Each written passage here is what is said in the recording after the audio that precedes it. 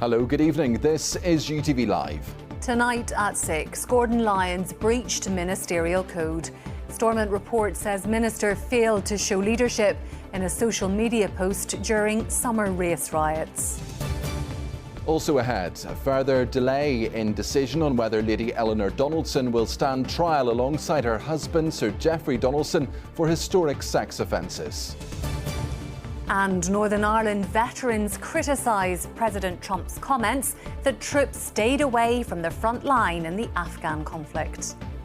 I served alongside many brave and courageous individuals, indeed those who put themselves in harm's way to extract me from the ground and to allow me to be able to live another day. Plus the rest of the day's news, weather and sport, including Michael Dunlop tells UTV he's feeling better and faster than ever heading into the new season.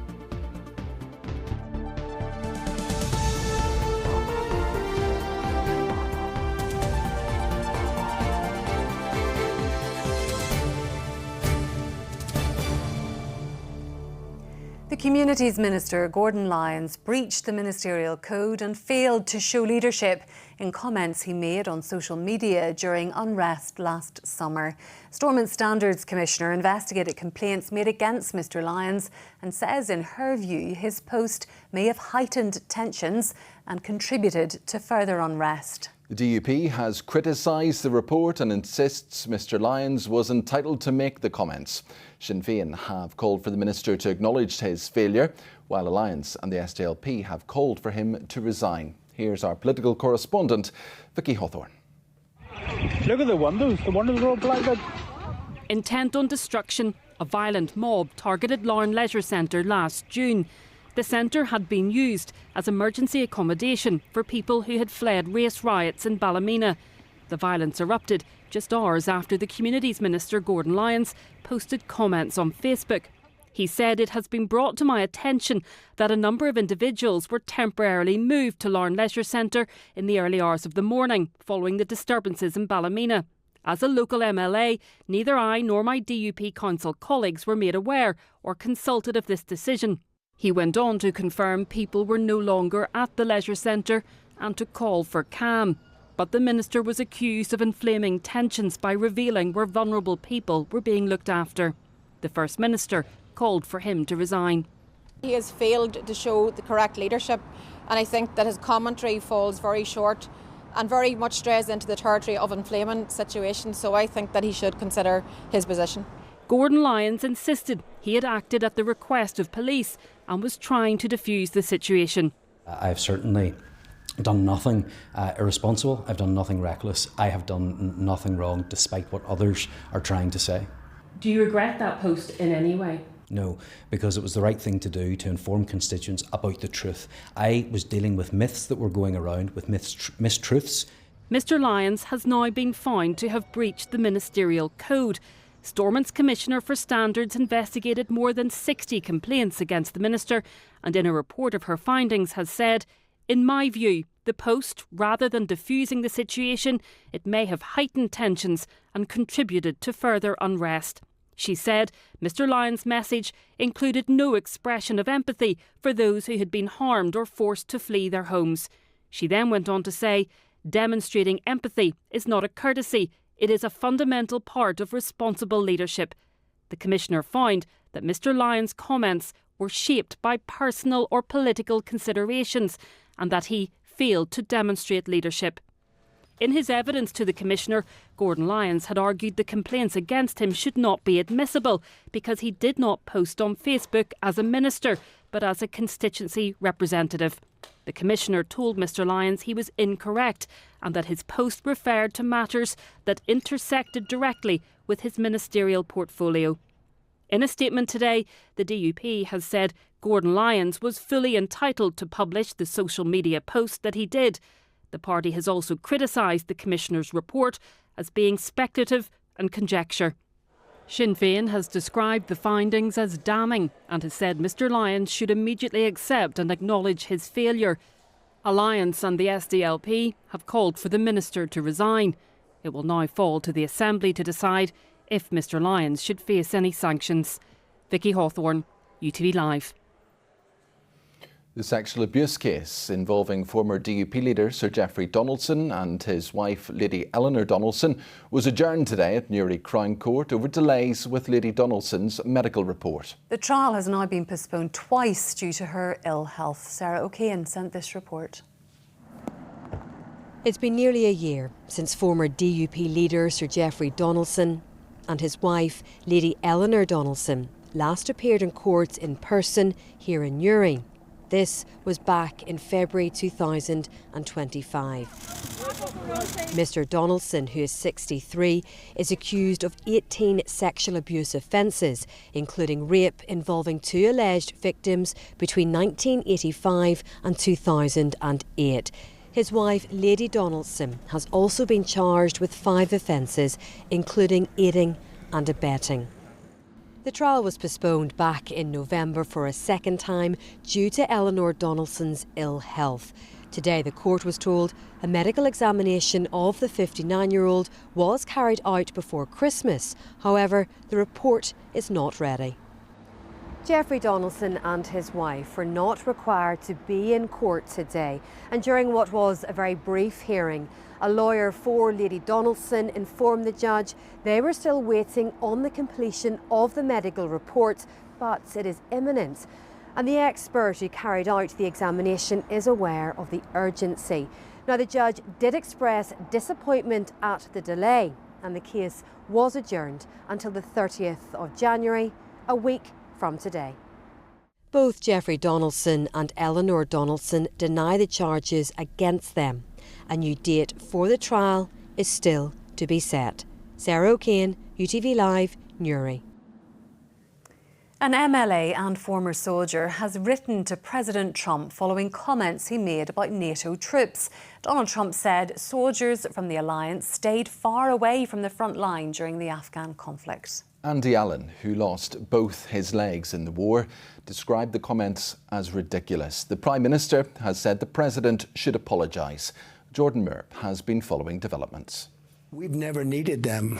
We have never really asked anything of them. You know, they'll say they sent some troops to Afghanistan or this or that.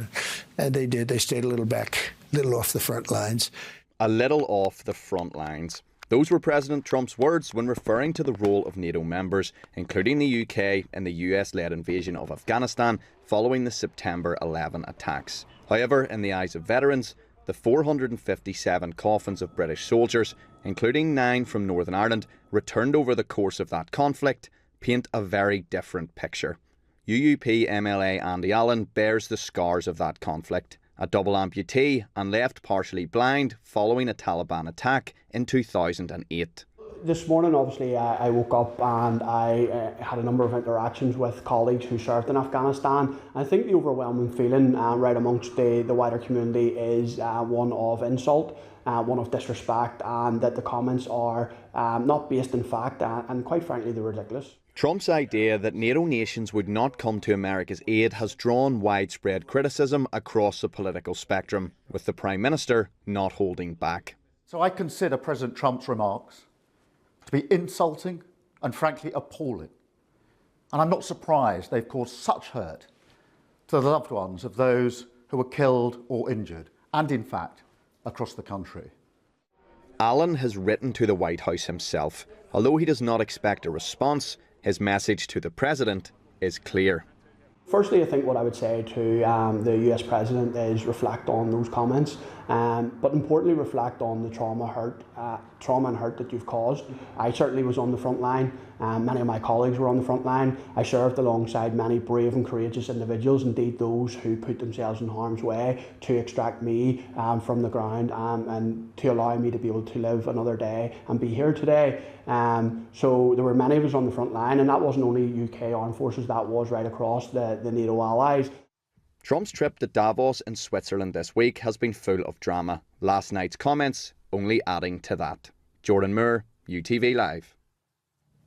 A former Belfast history teacher has been found guilty of sexually abusing 5 teenage girls during the 1970s. The 77-year-old shook his head as he was found guilty of 6 charges of indecent assault. He will now be placed on the sex offenders register. Eden Wilson was at Belfast Crown Court. This is William Lloyd Lavery. The 77-year-old from Richmond Avenue in Lisburn has been on trial for historical sex abuse of 6 teenage girls. The charges span a period from 1975 to 79, when Lloyd Lavery was a history teacher at Richmond Lodge College in South Belfast, a school which no longer exists. During the trial, the former pupils gave evidence and recalled how they were targeted by Lloyd Lavery. One woman recalled how he touched her in a sexual assault, which left her frozen in horror. Lloyd Lavery denied all charges and earlier in the trial told the jury the allegations against him were ludicrous and lies. The jury was directed to find the 77-year-old not guilty on 1 count of indecent assault on an evidential basis. Earlier in the trial, 2 counts of gross indecency were withdrawn from the jury on a point of law. After 4.5 hours of deliberation, the jury of 6 men and 6 women unanimously found Lloyd Lavery guilty of 6 counts of indecent assault. The jury also returned unanimous not guilty verdicts on a further 2 charges of indecent assault. As the guilty verdicts were read, the former history teacher shook his head. The judge then turned to the jury and said, "It's never easy listening to the details of sexual abuse as you have found it to be." The court was then told that Lloyd Lavery will now be placed on the sex offenders register and that jail time is likely. He was granted bail until his sentencing on the 6th of March. Eden Wilson, UTV Live at Belfast Crown Court. The hospitality sector says rates increases after a revaluation of business properties here will be the final nail in the industry's coffin. Many say their bills will increase by thousands of pounds. Land and Property Services say the last valuation took place during COVID and any discounts during that period have been removed. Here's our economics correspondent, Jordan Moats. When you take over a restaurant, it's a massive cost. Ronan Sweeney has big plans for Cypress Avenue in East Belfast. His company owns a number of restaurants and is investing into this venue. However, he now expects a significant increase to his overall rates bill across his properties. Having logged on to the website for Land and Property Services, we were totally flabbergasted to find out our rates bill is going to increase by about £85,000 next year, and that's for 3 country pubs that we operate. The simplest thing and most straightforward would be to add 15% to our company turnover. But as anybody in the industry knows at the minute, that's an impossible ask. To try and garner that from your existing customers is going to mean incredible price rises. Land and Property Services carried out a revaluation exercise of non-domestic properties across Northern Ireland. The total amount generated doesn't increase, but instead there's a redistribution. There are winners and losers in this process, but the official line is the majority will see little or no change.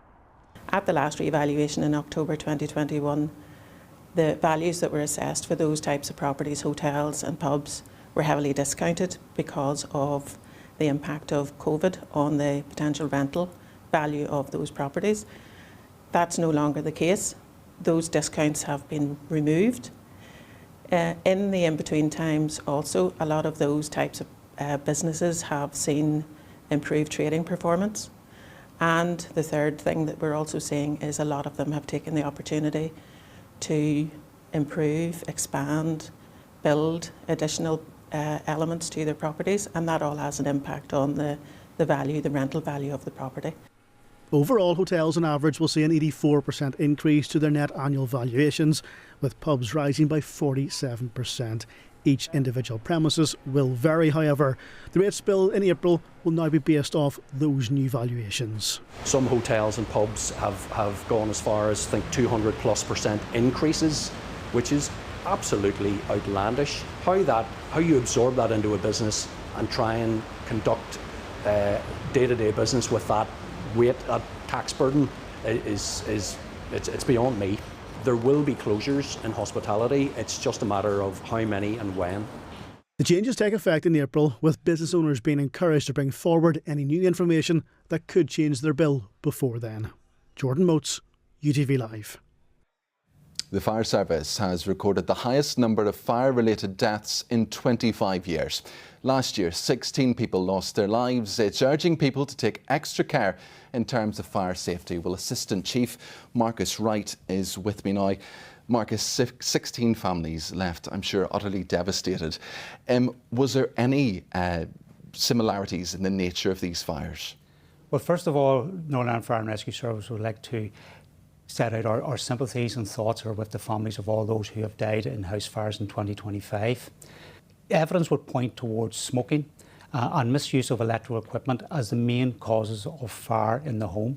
Over 50% of the fatalities last year was a direct cause of smoking, and 5 fatalities was a direct cause of the misuse of electrical appliances.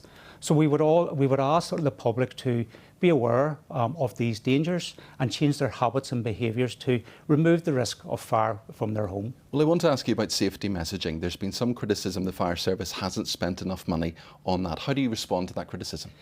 Over this last 10 years, Northern Ireland Fire and Rescue Service has carried out over 32,000 home fire safety checks. Over that same period, there has been a 30% decrease in the number of domestic fires. However, we do recognise there's still more work to be done. And we would like to take this opportunity to thank our partner agencies who are working with the most vulnerable people within our society and referring those people to us for a home fire safety check. I would also like to take this opportunity to ask the public and reach out to the public to look out for elderly neighbours, their friends, their family members, vulnerable members within their community, and reach out to Northern Ireland Fire and Rescue Service if you have any concern in and around fire safety in their home, and we can both stop fire together. OK, Marcus Wright from the Northern Ireland Fire and Rescue Service, thank you very much indeed. Thank you. Still to come, Michael Dunlop lifts the Irish Motorcyclist of the Year award.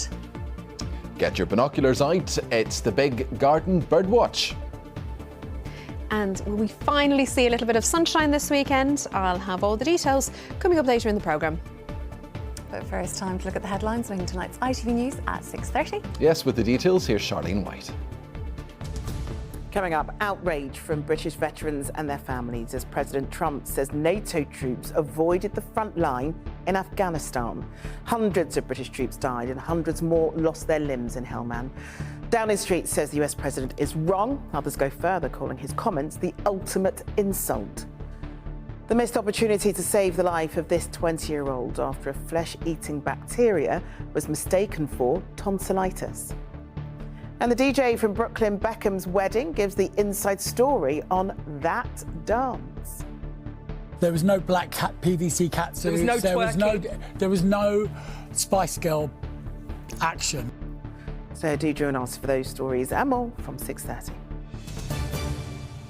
Now, on this week's Going the Extra Mile, Carol Jordan's been speaking to Emma Metcalf, a former alcoholic who spent years in recovery and now runs her own charity, helping others living with addiction. I hadn't even realised that I had crossed a line until I had responsibilities, like children. I had responsibilities and I realised there was a problem. And you can catch that on ITVX or wherever you get your podcasts. Well, it's time now for sport. Yes, here's Ruth. The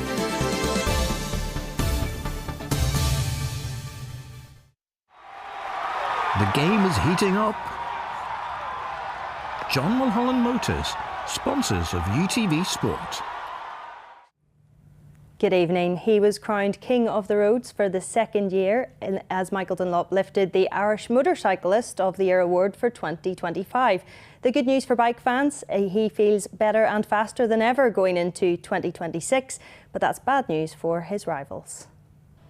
He's done it all in road racing, but Michael Dunlop is as hungry as ever to keep on winning. And after back-to-back Irish Racer of the Year awards, he feels he's more ready than ever when the 2026 season gets underway. You've said that you feel maybe as fast as ever, is that right? I think I've been in a better place than even in machinery this year or last year going past.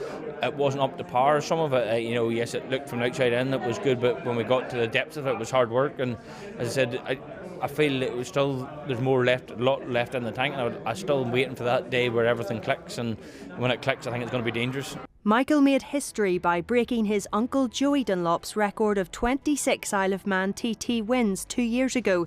He's now up to 33 TT victories after increasing his tally further in 2025.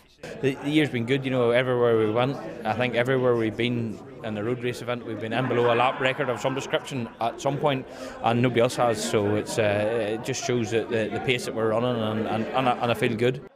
Joey was, 48 when he won his last 3 TTs. When you, in the grand scheme of things, there's a good 12 years in me, you know what I mean, or more. Hopefully, I'm already at 33 TTs. But here, listen, if I don't win another one, my career goal was always to be the greatest TT rider of all time at some point in my career. Do you still feel that pressure of carrying that family name? Yeah, listen, you're always wanting to be at the highest possible of any sport. As a competitive side, I want to be the best of what I've been.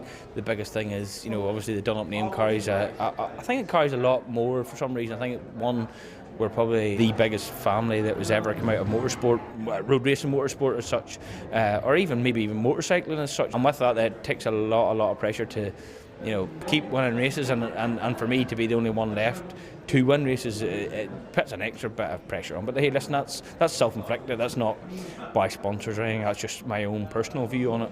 You want to have a reason, and my reason is to keep pushing the name to make sure that in 100 years' time somebody's talking about it. We'll always be spoke about, and hopefully in years to come that people will always talk about the Donald family, and maybe for what we went through is the reason for that.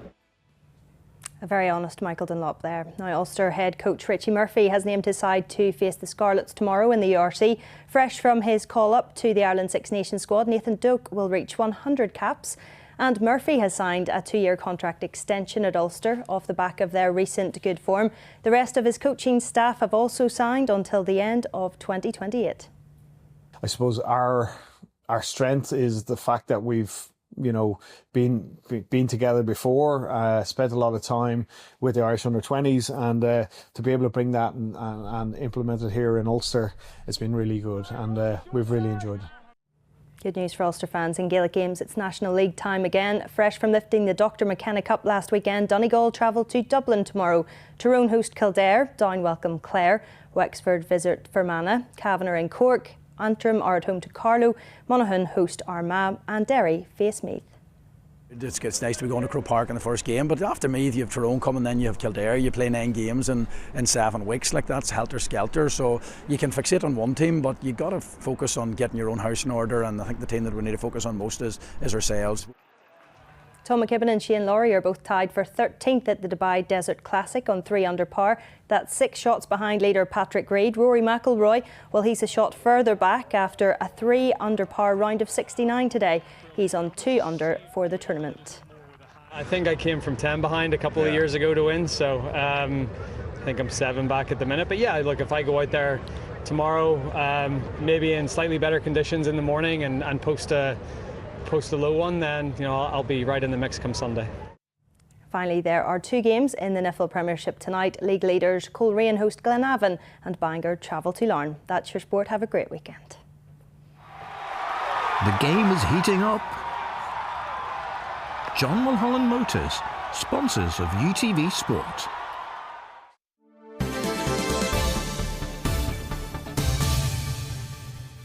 Now, an appeal to nature lovers to take part in the world's largest garden wildlife survey. Yes, the RSPB's Big Garden Bird Watch is back. Yes, last year, over 12,000 people in Northern Ireland gave up just 60 minutes to help give nature a voice. Barbara McCann's been out and about seeing what she can see. 1 hour, just 1 hour. That's all it'll take. Do it for the birdies. The goal is to count the highest number of each species during any given moment over the weekend. So grab your cuppa, your binoculars, and see what you can spot during that time. It could be in your garden, balcony, or a local open space. So no cheating and counting the same robin twice. This isn't just for giggles though. This vital birdie census helps conservationists figure out which of our feathered friends are thriving and which ones are having a tough time and need an intervention. Dr. Rachel McConnell is a conservationist advisor to the RSPB. So the data that we collect during our bird surveys are incredibly important. Over the last 50 years, we know from the data that our birds in the UK have declined by 38 million, so every count really matters. Thanks to a cold snap, experts reckon we could see a bumper year for VIP visitors like the magnificent Fieldfare and Redwing. So last year in our Big Garden Bird Watch, we had 12,000 people from Northern Ireland that took part, which is an incredible number. But this year we would really like more to join, as every count really does matter towards the data. So once your hour of bird staring is over, all you have to do is submit your findings to the RSPB's website. Barbara McCann, UTV Live, Belfast. Time for the look at the weather. Here's Ashley. After a cold start, temperatures are expected to rise. UTV weather, sponsored by the Grand Rona R290 heat pump. Hello there, a very good evening to everybody at home. Well, there is some dry weather around at the weekend. The greatest chance of seeing that is on Saturday. However, Sunday, damp and breezy, overall frost-free, but it's quite chilly, and it is turning colder into next week, so we may just see a little bit of sleet or wet snow over the very highest routes, but otherwise there is more rainfall on the way. As for the rest of this evening, it's still quite cloudy out there, a little bit of patchy light rain and drizzle around. It's breezy, and that breeze is going to help prevent temperatures falling too low. So it's still a chilly start to Saturday morning. Lows were around 6 degrees Celsius. We're going to hang on to that keen easterly breeze throughout Saturday, and during the morning, a good deal of clouds spilling in from the south, and we'll see a little bit of patchy light rain and drizzle. However, the further north you are, drier here, brighter here as well. So there is some dry weather to be had throughout Saturday. Maximum temperatures of around 7 degrees Celsius, but add on the strength of that easterly breeze, it is going to feel much colder than this, particularly along eastern coastal areas. And across the rest of Ireland, it's a damp picture, a little bit messy, cloudy outbreaks of rain, and it's chilly as well, highs of just 8 degrees Celsius. Now we'll just take a look at that very bigger picture as we head from Saturday into Sunday. It's low pressure very much in charge of the weather as we head into Sunday. That low pressure centre pushes northwards, and with it introduces some outbreaks of rain. So it looks like it's going to be quite wet throughout much of Sunday. Now it is turning a little bit colder as well as we head into next week. Quite cloudy on Tuesday and Wednesday, with temperatures just about getting up to around 5 degrees. UTV weather, sponsored by the Grand Rona R290 heat pump. Don't forget to scan the QR code on the screen to get our exclusive UTV newsletter every Saturday morning. The ITV Evening News continues with Charlene from Paul, from me and everyone on the team. Good evening. Good evening.